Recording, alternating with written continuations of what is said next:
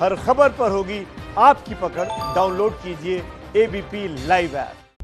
तो बंगाल में गृह मंत्री अमित शाह पहुंच चुके हैं। वो पार्टी के नेता के तौर पर बंगाल दौरे पर हैं। कल से उनका ये 2 दिवसीय दौरा चल रहा है। इस समय आप तस्वीरें स्क्रीन पर देख रहे हैं कोलकाता के दक्षिणेश्वर काली मंदिर की, जहां पर गृह मंत्री अमित शाह दर्शन करने के लिए पहुंचे हैं, शक्ति की उपासना के लिए पहुंचे हैं। ये मंदिर बेहद प्राचीन मंदिर है। 1845 में इसका निर्माण शुरू हुआ था।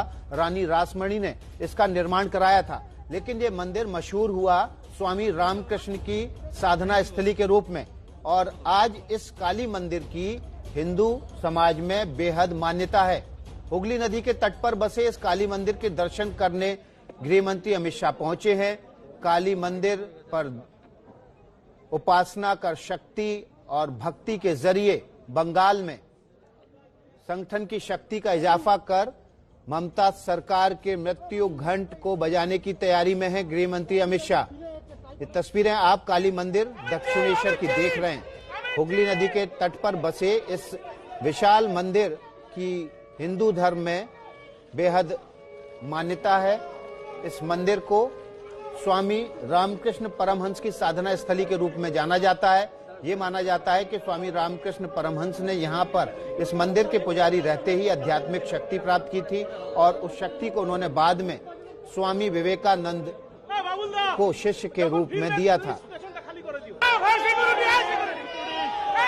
तस्वीरें आप देख रहे हैं दक्षिणेश्वर काली मंदिर में जब गृह मंत्री अमित शाह पहुंचे, उनका स्वागत किया गया, आरती उतारी गई, उनको तिलक लगाकर उनका अभिवादन किया गया। गृह मंत्री अमित शाह इस मंदिर में काली मंदिर का दर्शन करने के बाद पूजा आराधना कर उपासना कर फिर अगले दौरे के लिए रवाना होंगे। हमारे संवाददाता प्रकाश सिन्हा मौके पर मौजूद हैं, कोलकाता से सीधे जुड़ते हैं। प्रकाश, भक्ति के जरिए संगठन की शक्ति में इजाफा कर रहे हैं अमित शाह, और इसी उद्देश्य से यहाँ पहुंचे।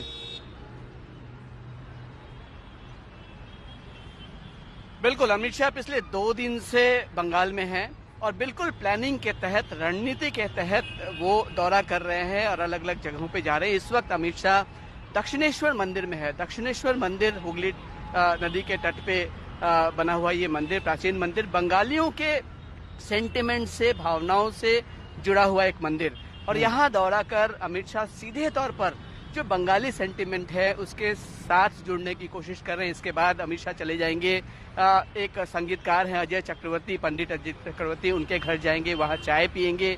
उसके साथ उनके साथ चाय पीने के बाद फिर कार्यकर्ताओं के साथ बैठक करेंगे और मथुआ संप्रदाय के एक परिवार के यहाँ जाकर आज दोपहर का भोजन करेंगे।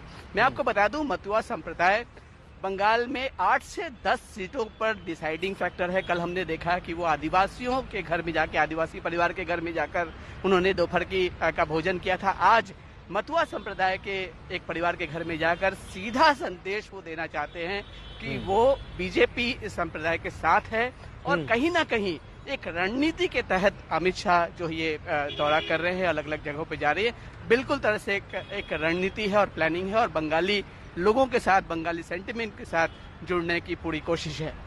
प्रकाश, कितना वक्त बिताएंगे पूजा आराधना और शक्ति उपासना के बाद? कितना वक्त बिताएंगे अमित शाह मंदिर में? देखिए, जो शेड्यूल है, जो कार्यक्रम बताया गया है, आधे घंटे वो दक्षिणेश्वर मंदिर में रहेंगे, यहाँ पूजा अर्चना करेंगे। तमाम बीजेपी के जो बड़े नेता हैं, मुकुल राय, कैलाश विजयवर्गीय, उनको भी हम देख सकते हैं। आधे घंटे यहाँ पूजा अर्चना करने के बाद वो यहाँ से निकलेंगे और पंडित अजय चक्रवर्ती के घर जाएंगे। और मैं आपको बता दूं, पंडित अजय चक्रवर्ती के घर के अलावा भी उनकी एक बैठक है। कल भी उन्होंने बीजेपी के कार्यकर्ताओं के साथ बैठक की थी, रणनीति बनाई थी, और अमित शाह का ये बयान कि पिछले लोकसभा वोट में सीपीएम के लोगों ने, लेफ्ट के वोटरों ने बीजेपी का साथ दिया, ये जग जाहिर है कि साथ दिया था। इस बार लेकिन अमित शाह की जो कोशिश है कि तृणमूल के जो लोग हैं उनको अपनी पार्टी की तरफ, यानी कि बीजेपी के में जोड़ा जाए, और तृणमूल के जो जो वोटर है उनको बीजेपी की तरफ कैसे ट्रांसफर किया जाए, इसकी ही रणनीति बनाई जा रही है। जी प्रकाश, आप बने रहिए, आपसे अपडेट लेते रहेंगे। हमारे राजनीतिक संपादक पंकज झा भी हमारे साथ जुड़ गए हैं। पंकज, एक तरह से छोटे छोटे संप्रदायों से, मथुआ संप्रदाय से भी मिल रहे हैं, अलग अलग ग्रुप से भी अमित शाह मिल रहे हैं, डॉक्टर से, इंजीनियर से, वकीलों से, समाज के अलग अलग तबके से मिल रहे हैं, नब्ज पकड़ने की कोशिश कर रहे हैं कि लोकसभा से लेकर अब तक कितना बदलाव आया है, रणनीति किस तरह उस हिसाब से विधानसभा चुनाव के मद्देनजर बदली जाए।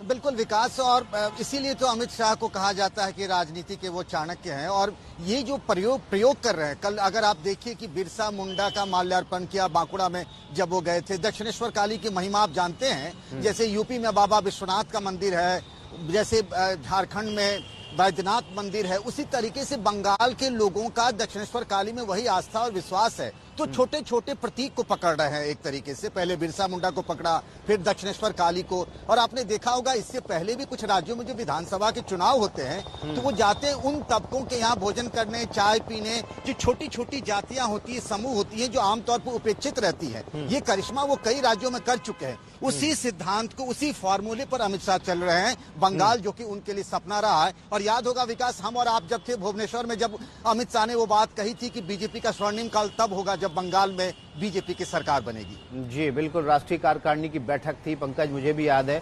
आपने उसको काफी इंटेंसिव कवर किया था। प्रकाश का रुख कर लेते हैं। प्रकाश, हमने देखा अमित शाह जब भी किसी राज्य में विधानसभा चुनाव होता है तो मठ, मंदिर, इन जगहों पर जरूर जाते हैं। और ये बंगाल के परिप्रेक्ष्य में इसलिए बहुत ज्यादा जरूरी हो जाता है क्योंकि यहां पर ममता बनर्जी के ऊपर तुष्टीकरण के बहुत गंभीर आरोप लगते रहे।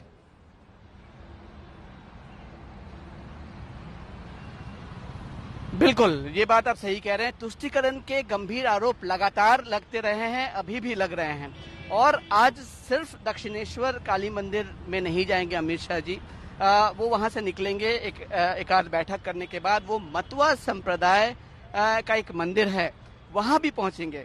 यानी कि छोटी छोटी जो जातियां हैं, दलित वर्ग के जो लोग हैं, आदिवासी वर्ग के जो लोग हैं, मतुआ संप्रदाय के जो लोग हैं, मतुआ संप्रदाय के मंदिर में जाकर वहां वो 15 मिनट पूजा अर्चना करेंगे। तो सीधा संदेश है कि वो बंगालियों के साथ खुद को जोड़ना चाहते हैं, बंगाली भावनाओं के साथ खुद को जोड़ना चाहते हैं। और एक जो तृणमूल की तरफ से कैंपेन चला जाता है कि बीजेपी जो है वो हिंदी भाषी पार्टी है, बाहर की पार्टी है, क्षेत्रीय पार्टी नहीं है, बंगाल की पार्टी नहीं है।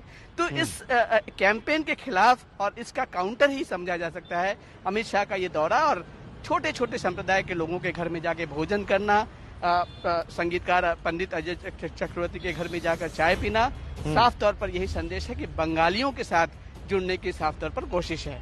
बिल्कुल पंकज, अगले पिछले लोकसभा चुनाव 2019 की बात करें तो बीजेपी ने जितनी लोकसभा सीटें जीती, उस सीट के दायरे में आने वाली विधानसभा सीटों की बात करें तो 121 विधानसभा सीटों पे बीजेपी अब जीत दर्ज कर चुकी थी।